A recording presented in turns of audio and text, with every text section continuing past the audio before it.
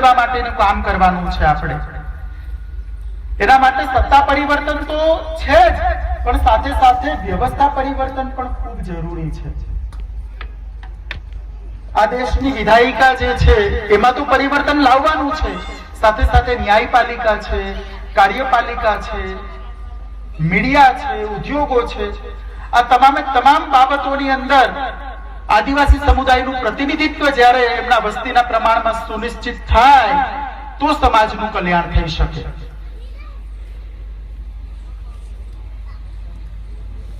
આપણે કહીએ સત્તા પરિવર્તન, એટલે 27 ધારાસભ્યો છે. 27 ધારાસભ્યો એટલે એક ધારાસભ્યની શું હેસિયત હોય એ તમને સમજાવું. આ તો ધારાસભ્યો છે ને ગધેડાઓ છે, એમને ખબર નથી કે એમનો પ્રોટોકોલમાં એમની પાવર શું છે. ધારાસભ્યનો પ્રોટોકોલ પ્રમાણે એમનો પાવર કેબિનેટ સેક્રેટરી કરતા વધુ છે. છતાં એ કલેક્ટરની ઓફિસમાં ચિઠ્ઠી આપે, પેલો કલેક્ટર મંજૂરી આપે, પછી ધારાસભ્ય જાય મળવા માટે. જી સાહેબ પેલા એસપી ના, એસપી તો છોડો, પેલો પીઆઈ ના ત્યાં અદબ પાડીને ઉભા રહે છે ધારાસભ્ય. શરમ કરો, શરમ. તમારો પ્રોટોકોલ શું છે એ તો તમે સમજો. ધારાસભ્યનો પ્રોટોકોલ કેબિનેટ સેક્રેટરી કરતા મોટો છે, પણ એમને ખબર નથી કે મારે જોડે શું પાવર્સ છે.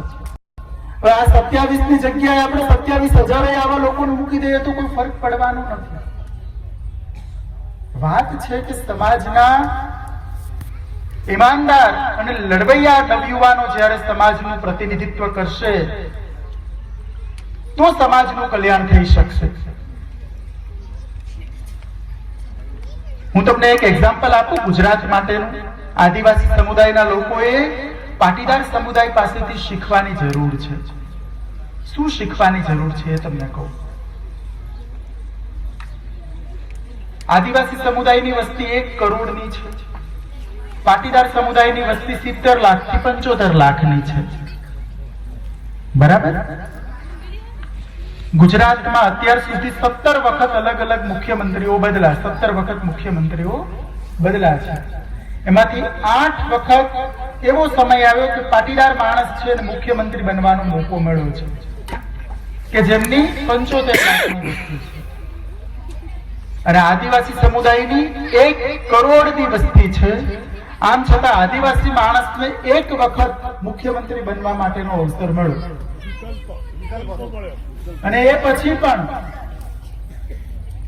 એમની જ પાર્ટીના લોકોએ ભેગા રહીને એમને પાડી દીધા. એમના જ સેમ નામવાળા માણસને ઉમેદવાર તરીકે ઉભા રાખ્યા, સેમ અટકવાળા નામના માણસને ઉમેદવાર તરીકે ઉભા રાખ્યા. અને એમની જ પાર્ટીના લોકોએ પૈસા આપી અને સિટિંગ ચીફ મિનિસ્ટરને હરાવી દીધા. તો પાટીદાર સમુદાયના લોકોએ ઈમાનદાર માણસોના હાથમાં એમના સમાજનું નેતૃત્વ સોંપ્યું તો એમની વસ્તી 75 લાખની હોવા છતાં પણ 8 વખત એમને મુખ્યમંત્રી બનવાનો મોકો મળ્યો.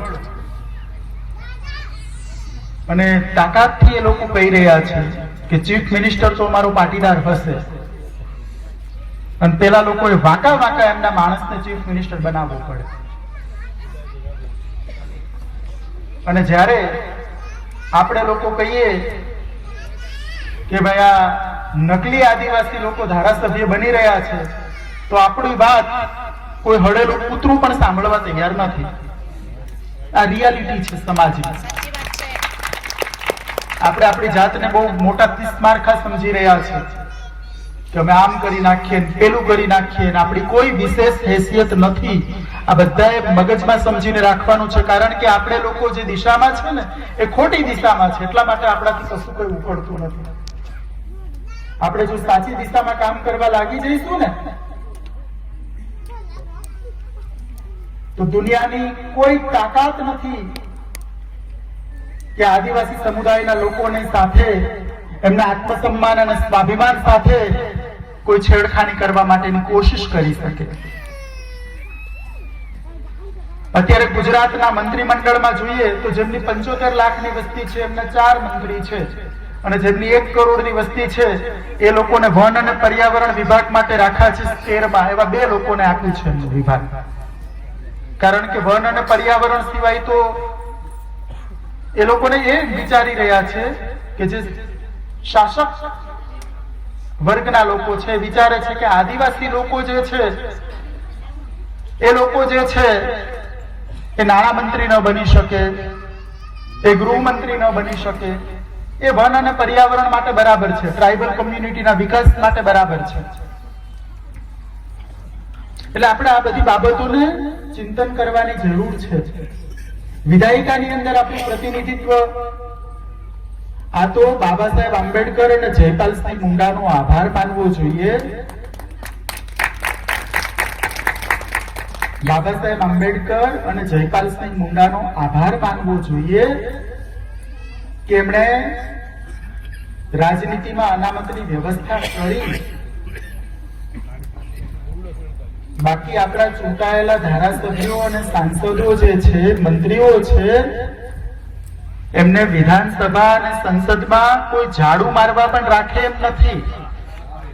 એમની કોઈ વિશેષ હેસિયત નથી. એમને ઝાડુ મારવા રાખે એમ નથી. આ તો રિઝર્વેશનની વ્યવસ્થા છે ને એટલા માટે. બાબા સાહેબ આંબેડકર અને જયપાલસિંહ મુંડાનો એમને આભાર માનવો જોઈએ.